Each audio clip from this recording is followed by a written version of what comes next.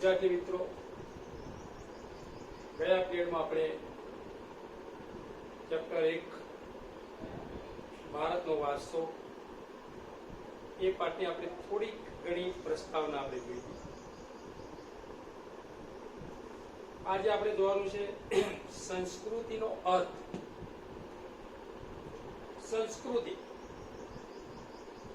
એટલે કે કોઈ પણ પ્રજા સમૂહની આગવી જીવન શૈલી. સંસ્કૃતિ એટલે કે જીવન જીવવાની રીત. સંસ્કૃતિ એટલે માનવ મનનું ખેડાણ. સંસ્કૃતિ એટલે કે ગુફાથી ઘર સુધીની માનવ જાતની વિકાસ યાત્રા. સંસ્કૃતિ એટલે આપણી પાસે જે કંઈ છે તે.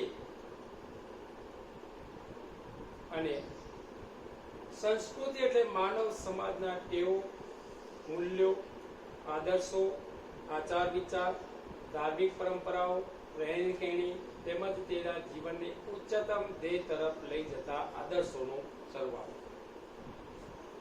આ આપણે સંસ્કૃતિનો અર્થ જોયો કે ભાઈ સંસ્કૃતિની અંદર જે માનવીય પોતાની બુદ્ધિ, શક્તિ, આવડત ને કલા કૌશલ્ય દ્વારા જે કંઈ મેળવ્યું એ સમજ. ગુફાથી ઘર સુધીની માનવીની વિકાસ છે. આદિમાનવ ગુફામાં વસવાટ કરતો.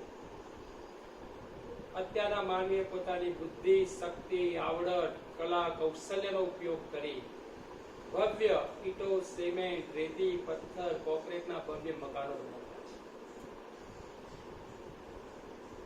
આપણી સંસ્કૃતિ. સંસ્કૃતિની 5 વ્યાખ્યાઓ છે. સંસ્કૃતિ એટલે જીવન જીવવાની રીત. સંસ્કૃતિ એટલે માનવ મનનું ખેડાણ. સંસ્કૃતિ એટલે કે ગુફાથી ઘર સુધીની માનવ જાતની વિકાસ યાત્રા. સંસ્કૃતિ એટલે કે કોઈ પણ પ્રજા સમૂહની આગવી જીવન શૈલી. સંસ્કૃતિ એટલે આપણી પાસે જે કાંઈ છે તે. અને સંસ્કૃતિ એટલે માનવ સમાજની ટેવો, મૂલ્યો, આદર્શો, આચાર વિચાર, ધાર્મિક પરંપરાઓ, રહેણી કહેણી તેમજ તેના જીવનને ઉચ્ચતમ ધ્યેય તરફ લઈ જતા આદર્શોનો સરવાળો. એને આપણે કહીએ છીએ સંસ્કૃતિ. ભારતીય સંસ્કૃતિનો વારસો. વારસો એટલે કે આપણે જોયું કે ભાઈ આપણને આપણા પૂર્વજો તરફથી મળેલી અમૂલ્ય ભેટ. આપણને આપણા પૂર્વજો તરફથી મળેલી અમૂલ્ય ભેટ. પેઢી દર પેઢી આપણને જીવનમાં જે કંઈ વારસામાં પ્રાપ્ત થાય છે તે. આપણા ભારતનો ઇતિહાસ એ હજારો વર્ષ પુરાણો ઇતિહાસ. હિન્દુસ્તાનનો ઇતિહાસ હજારો વર્ષ પુરાણો છે. જે આપણને સિંધુ ખીણની સંસ્કૃતિથી શરૂ કરી આજ સુધી એના અવશેષ સ્વરૂપે આપણને પ્રાપ્ત થયેલું છે. પ્રાચીન સમયની અંદર જે આપણો ભારત દેશ આપણે જોયું તો આગળ કે સોને કી ચિડિયા તરીકે ઓળખાતો. ચૌદ જરાની સમૃદ્ધ દેશ હતો. અને ભારતની સમૃદ્ધિને જોઈને જુદી જુદી પ્રજા આપણા ભારતની અંદર આવી અને ઇતિહાસ રચ્યો છે.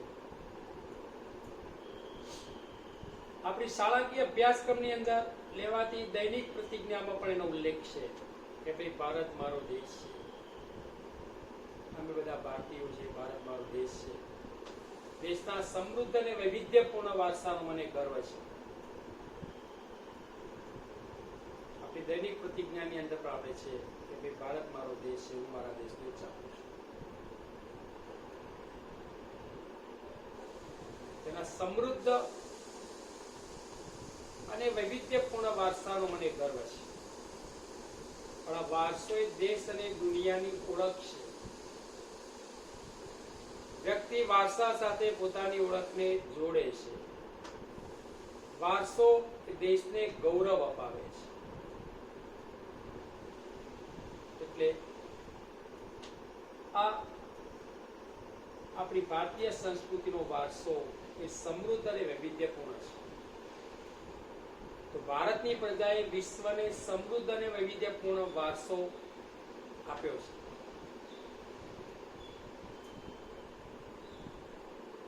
તો આપણા ભવ્ય વારસાના બે પ્રકારો છે.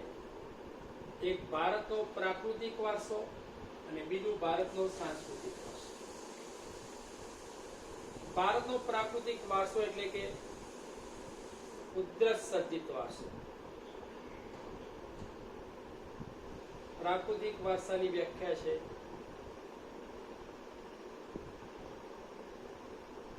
કુદરત સર્જિત વારસો. પ્રકૃતિ, પર્યાવરણ અને માનવ જીવનની વચ્ચેના નિકટતમ સંબંધોનું પરિણામ એટલે પ્રાકૃતિક વારસો. પ્રકૃતિ, પર્યાવરણ અને માનવ જીવનની વચ્ચેના નિકટતમ સંબંધોનું પરિણામ એટલે પ્રાકૃતિક વારસો. પ્રાકૃતિક વારસાની અંદર પર્વતો, વનો, રણો, ખીણો, કોતરો, નદીઓ, વેલાઓ, લતાઓ, પર્ણો, પુષ્પો અને જીવજંતુનો સમાવેશ થાય છે. વિદ્યાર્થી મિત્રો પરીક્ષાની અંદર પૂછી શકે ભાઈ પ્રાકૃતિક વારસો એટલે શું, તેમાં શાનો સમાવેશ થાય છે? જવાબ, પ્રાકૃતિક વારસો એટલે કે કુદરત સર્જિત વારસો. પ્રાકૃતિક વારસો એટલે પ્રકૃતિ, પર્યાવરણ અને માનવ જીવનની વચ્ચેના નિકટતમ સંબંધોનું પરિણામ એટલે પ્રાકૃતિક વારસો. પ્રાકૃતિક વારસામાં પર્વતો, વનો, રણો, નદીઓ, ખીણો, કોતરો, તરુઓ, વેલાઓ, લતાઓ, પર્ણો, પુષ્પો અને જીવજંતુનો સમાવેશ થાય છે. કે ભાઈ આપણે પ્રકૃતિ સાથે આપણો વ્યવહાર શ્રદ્ધાપૂર્વક હોવાના ઉદાહરણ આપણને પંચતંત્રની વાર્તાઓ અને બૌદ્ધ ધર્મની જાતક કથામાં જોવા મળે છે. પંચતંત્રની વાર્તાઓ અને બૌદ્ધ ધર્મની જાતક કથાઓમાં જોવા મળે છે. આજે આપણે બે પ્રકૃતિ ઉપર આધારિત આપણી યુનાની પ્રવૃત્તિ, ચિકિત્સા પદ્ધતિ, કેટલીક વનસ્પતિના મૂળ, કેટલીક વનસ્પતિના પાંદડા આજે આપણે જડીબુટ્ટી તરીકે ઉપયોગ કરવામાં આવે છે. કેટલાક વૃક્ષોના પાંદડાનો રસ આપણે પ્રકૃતિ તરફ મળેલી ભેટ છે કે જેનો માનવી પહેલા એનો ઉપયોગ કરે. જેમ કે અરડુસી, ખાંસી ઉધરસ માટે એનો ઉપયોગ કરવામાં આવે આજે પણ થાય છે.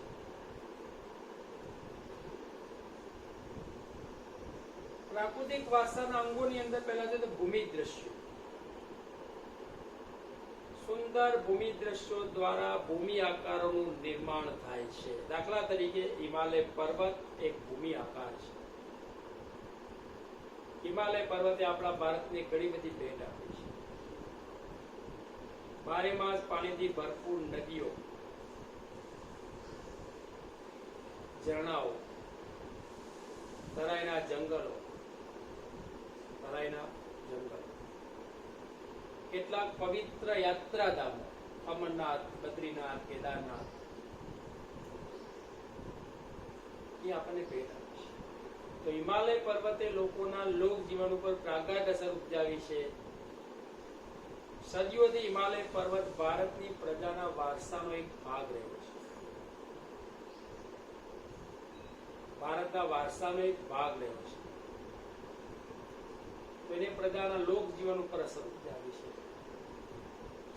બારેમાસ પાણીથી ભરપૂર નદીઓ, ઝરણા, પવિત્ર યાત્રાધામો, તરાઈના જંગલો, આ બધાની ભેટ આપણને હિમાલય આપી.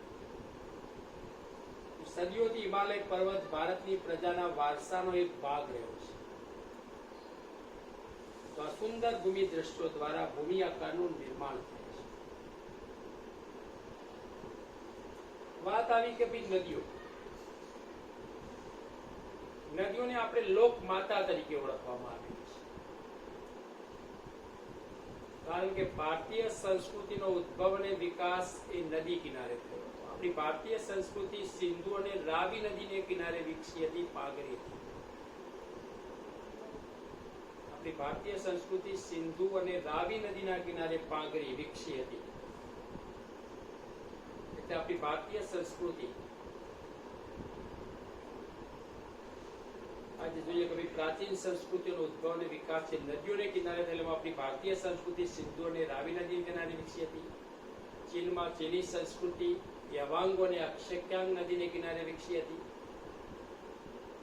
ઈરાકની અંદર મેસોપોટેમિયાની સંસ્કૃતિ યુફ્રેટીસ અને ટાઇગ્રીસ નદીને કિનારે વિકસી હતી. ઇજિપ્તમાં મિસરની સંસ્કૃતિ એ નાઇલ નદીને કિનારે વિકસી હતી. તો આજે ગંગા, યમુના, સરસ્વતી, સિંધુ, કાવેરી, નર્મદા બધી નદીઓને આપણે જોઈએ કે આજે લોક માતા તરીકે ઓળખવામાં. પ્રાચીન સમયમાં માનવી નદીની પૂજા કરતો. કારણ આદિમાનવ નદી કિનારે વસવાટ કરવા માટે આવ્યો ત્યારે નદી કિનારે ગુફાઓ નહોતી. અને નદી કિનારની ચીકણી માટી લઈ તેથી દિવાલો ઊભી કરી એના ઉપર વૃક્ષોના પાંદડા અને ડાળીઓ નાખી પોતાના રહેઠાણ બનાવ્યા. અને પીવા માટે પાણી પૂરું પાડવા નદીઓમાંથી. એ જ આદિમાનવ જ્યારે નદી કિનારે વસવાટ કરવા લાગ્યો, ખેતીની શોધ કરી, અનાજ આપતી ધરતી પ્રત્યેના માલિકીની ભાવના જાગી. તો માનવી આજે જોઈએ કે ભાઈ નદીઓએ લોકોના લોક જીવન ઉપર પ્રાગાઢ અસર ઉપજાવી છે. એટલે નદીઓને લોક માતા કીધેલી છે. મકાનો, લીંપણ, પીવા માટે પાણી, વપરાશ માટે પાણી, ઉદ્યોગો માટે પાણી, સિંચાઈ માટે પાણી, નદી કિનારે ચીકણી માટીમાં જઈને વાસણો બનાવ્યા, મકાનો બનાવ્યા. એટલે નદીઓએ લોકોના લોક જીવન ઉપર પ્રાગાઢ અસર ઉપજાવી છે. નદીઓનું પણ અનેરું મહત્વ છે. વિદ્યાર્થી મિત્રો પરીક્ષામાં પૂછી શકે 2 ગુણની અંદર પ્રશ્ન કે નદીઓને લોક માતા તરીકે ઓળખવામાં આવે છે, સમજાવો. તો નદીનું મહત્વ લખવાનું. વનસ્પતિ જીવન. આજનો માનવી પ્રકૃતિ પ્રેમી હોવાની સાથે સાથે પર્યાવરણ પ્રેમી રહ્યો છે. એનો વૃક્ષ પ્રેમ, એનો પુષ્પ પ્રેમ, એને નાના છોડવાઓ પ્રત્યે અપાર પ્રેમ છે. અપાર પ્રેમ છે. પ્રાચીન સમયમાં આપણે જોઈએ કે પીપળો, વડ અને તુલસીને પવિત્ર ગણીને પૂજવામાં આવતા હતા. પીપળો, વડ અને તુલસી પવિત્ર ગણીને પૂજવામાં આવતા.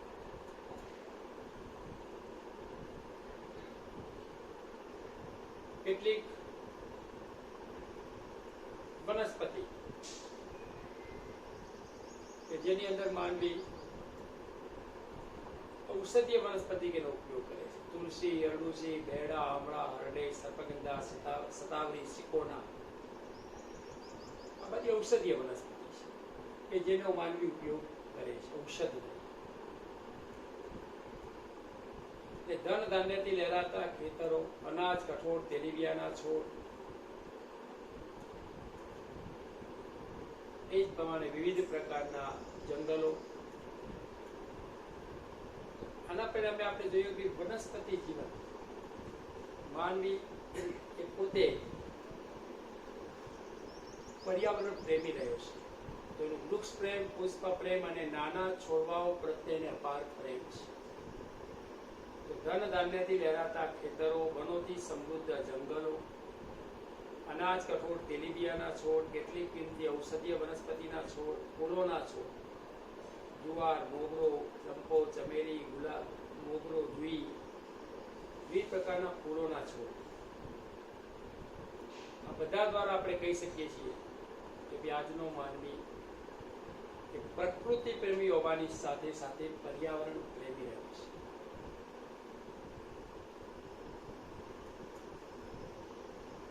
ત્યારબાદ વન્ય જીવન. વન્ય જીવનની અંદર જો માનવી પ્રકૃતિ પ્રેમી, પર્યાવરણ પ્રેમીની સાથે સાથે પ્રાણી પ્રેમી પણ રહે છે. વાઘ, સિંહ, દીપડો, ચિત્તો, હરણ, હાથી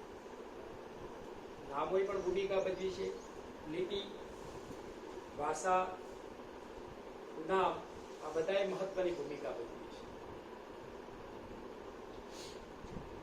શિલ્પ સ્થાપત્ય કલા આપણી 5000 વર્ષ જૂની કલા છે. તો તમને પ્રશ્ન આપી શિલ્પ કલા એટલે શું, સ્થાપત્ય કલા એટલે શું? શિલ્પ કલા એટલે કે હથોડી અને છીણી જેવા ઉપકરણોની મદદથી શિલ્પીના મનમાં જે ભાવ જાગે તે પ્રમાણે પથ્થર ઉપર કંડાળવાની કળા, એને આપણે શિલ્પ, પથ્થર વકેલા એના ઉપર કંડાળવાની કળા. બે ઉપકરણ કે ભાઈ હથોડી અને છીણી જેવા ઉપકરણોની મદદથી શિલ્પીના મનમાં જે ભાવ જાગે તે પ્રમાણે પથ્થર ઉપર કંડાળવાની કળા એટલે કે શિલ્પ. સ્થાપત્ય કલા કોને કહેવાય? સ્થાપત્ય કલા, સ્થાપત્ય કલા એટલે કે સ્થાપત્યનો સંસ્કૃત ભાષામાં એના માટે વાસ્તુ શબ્દ વપરાય છે. વાસ્તુને સીધો સંબંધ નિવાસ સાથે છે. સ્થાપત્ય કલા એટલે ભવનો કે ઇમારતો બાંધવાની કળા. ભવનો કે ઇમારતો બાંધવાની કળા જેમાં ઈંટો, સિમેન્ટ, રેતી, પથ્થર, ચૂનો વગેરેનું પૂર્વ આયોજન કરી ભવનો કે ઇમારતો બાંધવાની કલા એને આપણે સ્થાપત્ય કલા કહીએ છીએ. આવા શિલ્પ અને સ્થાપત્ય કલાને લગતા આપણા ભારતમાં સાંસ્કૃતિક વારસાના ઘણા બધા સ્થળો છે, જે આપણે આગળ છઠ્ઠા પાઠની અંદર ત્રીજા પાઠમાં ભણીશું. જેમાં મોઢિયાનું સૂર્ય મંદિર હોય, કોણાર્કનું સૂર્ય મંદિર હોય, કે તાજમહેલ હોય.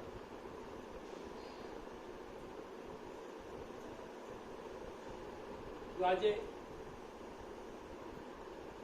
તાજમહેલ 1631 ની અંદર બાંધવાનું કામ શરૂ કરવામાં આવ્યું. શાહજહાં 1653 માં એનું કામ પૂરું થયું.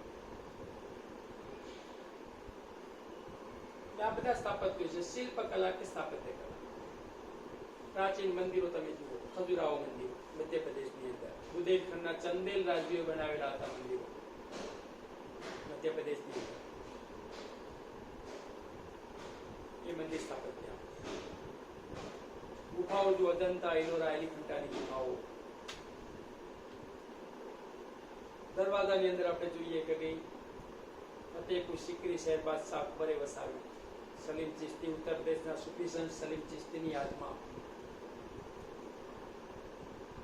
ભવ્ય એક દરવાજો કે જેને જોધાબાઈના મહેલ તરીકે ઓળખવામાં આવે છે.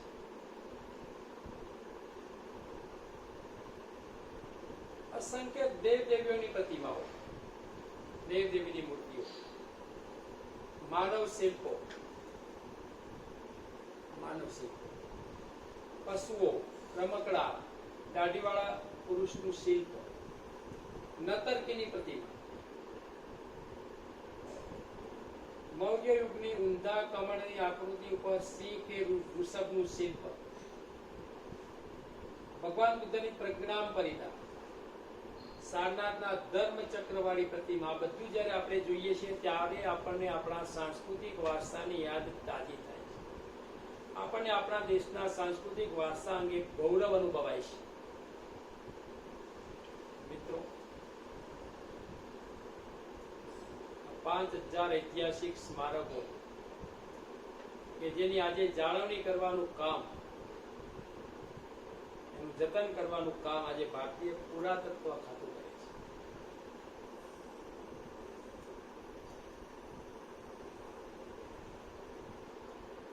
આપણે આપણા સાંસ્કૃતિક વારસાને જોઈને આપણે એની યાદ તાજી કરાવી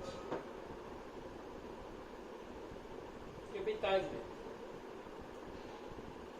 1631 શાહજહાં એ સમયે 4.5 કરોડ કરતા પણ વધારે રૂપિયા ખર્ચ કરીને તાજમહેલ બનાવ્યો.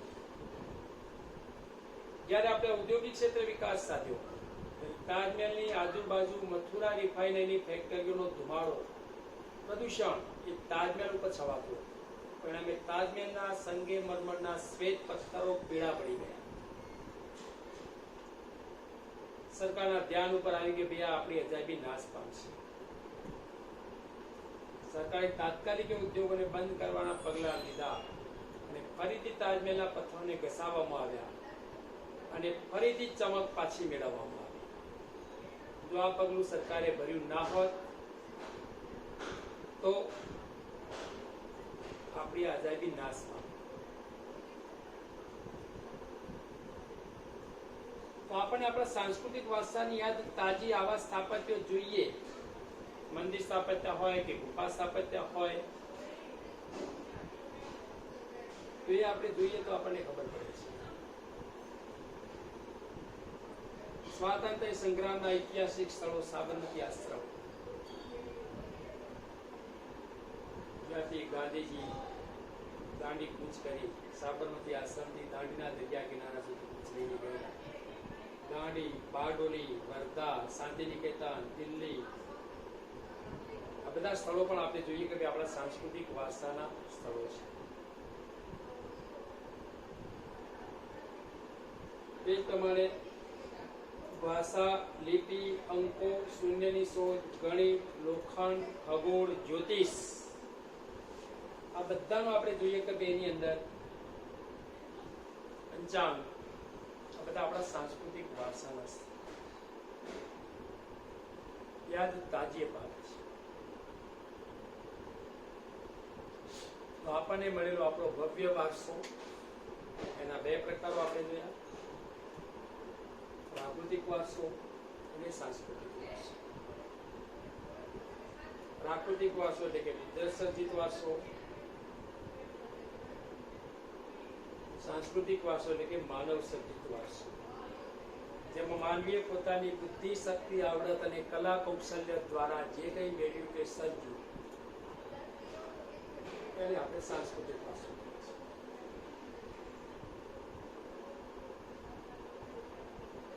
તો આ આપણા સાંસ્કૃતિક વારસાના સ્થળોની અંદર આપણે જોયું કે આપણને મળેલો આપણો વારસો એ સમૃદ્ધ અને વૈવિધ્યપૂર્ણ વારસો પ્રાપ્ત થયેલો છે.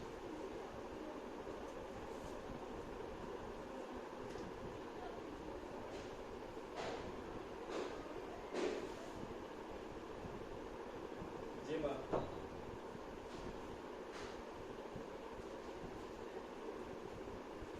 તો આપણને પ્રાપ્ત થયેલો વારસો કે જેના ઐતિહાસિક સ્મારક,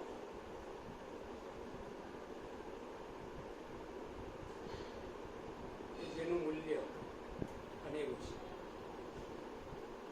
જેમાં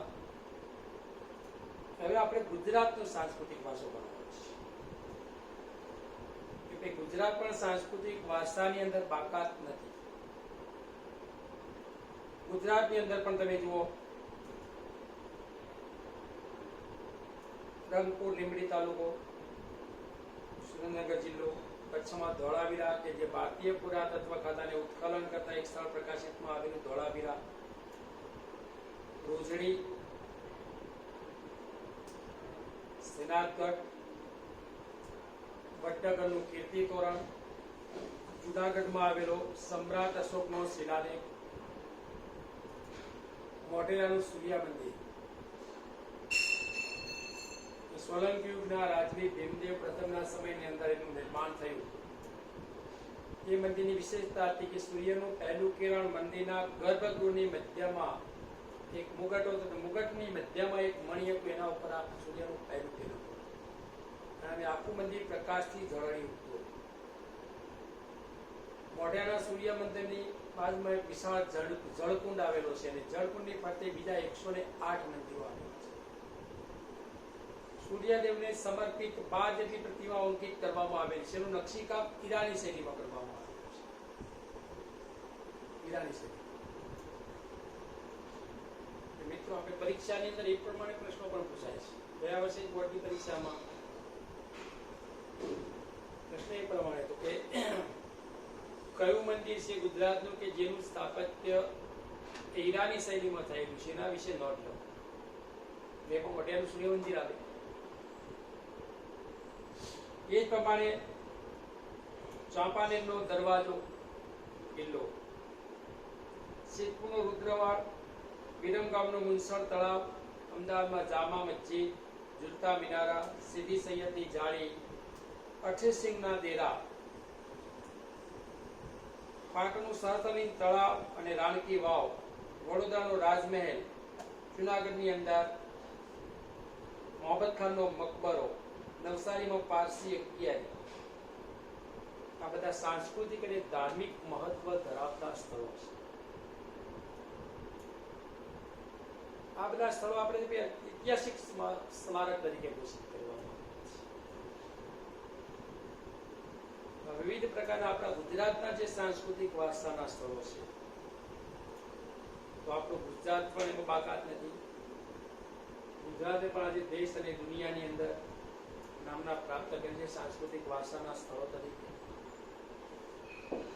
યુનેસ્કો દ્વારા 2014 ની અંદર પાટણની રાણકી વાવને પણ આપણે જોઈએ કે ભાઈ વૈશ્વિક વારસામાં સ્થાન મળ્યું. મોઢેરાનું સૂર્ય મંદિર અને પાવાગઢ ચાંપાનેર વિશ્વના જે સ્મારકો છે પૈકી કેટલાક સ્મારકો એવા છે કે જેને આપણે જોઈએ ત્યારે આપણે આપણા વારસાની યાદ પ્રત્યે ગૌરવ અનુભવે છે. આજે અમદાવાદમાં સીદી સૈયદની જાળી, જામા મસ્જિદ, ઝુલતા મિનારા. ઝુલતા મિનારનું રહસ્ય અંગ્રેજો પણ ઉકેલી શક્યા નહોતા. આ સુધી વણુકલું રહ્યું છે. એક મિનારા પર ઉભેલી વ્યક્તિ બી સામેના મિનારા પર ઉભેલી વ્યક્તિ ત્યારે મિનારો કંપે ધ્રુજે ત્યારે સામેની વ્યક્તિનો ચોક્કસ સંદેશો મળી શકે. આજે પણ એનું રહસ્ય વણુકલું રહ્યું છે. એનું રહસ્ય આજે પણ ઉકેલી શકાયું નથી. બારીક નકશીકામ અને કોતરણી કામવાળી સીદી સૈયદની જાળી,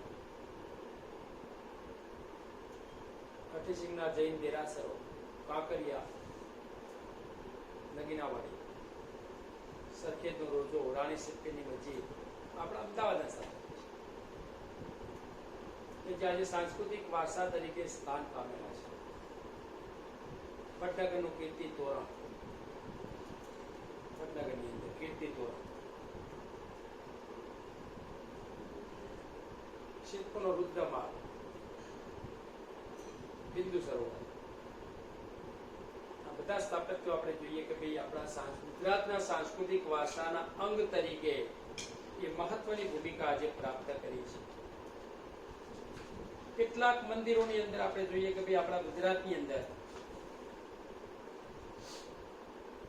જગતગુરુ શંકરાચાર્યની શારદા પીઠ, સોમનાથ મંદિર, ઉત્તર ગુજરાતમાં આપણે જોઈએ અંબાજીનું મંદિર, બહુચરાજી, મહાકાળી માતાનું મંદિર પાવાગઢ, વીરાદાતા ઉનાવા ઊંઝા, પાલીતાણા જૈન તીર્થ, રણછોડાનું મંદિર ડાકોર, શામળાજી મંદિર અરવલ્લી જિલ્લો. વિવિધ પ્રકારના આપણે પછી તાનારીરી મહોત્સવ હોય કે કાંકરિયા કાર્નિવલ હોય કે પતંગોત્સવ હોય કે રણોત્સવ હોય, આ બધા આપણે જો બી વારસાના યંગ તરીકે આપણે સાંસ્કૃતિક વારસા તરીકે ખ્યાતિ પામીએ છીએ. તો આપણે જોયું ગુજરાતનો સાંસ્કૃતિક વારસો. ગુજરાતનો વારસો એ સમૃદ્ધ અને વૈવિધ્યપૂર્ણ વારસો છે જે દેશ અને દુનિયાની ઓળખ છે. મિત્રો આપણે આગળનો હવે ગુજરાતના મેળાઓ, ગુજરાત ભારતમાં આવેલી પ્રાચીનતમ પ્રજા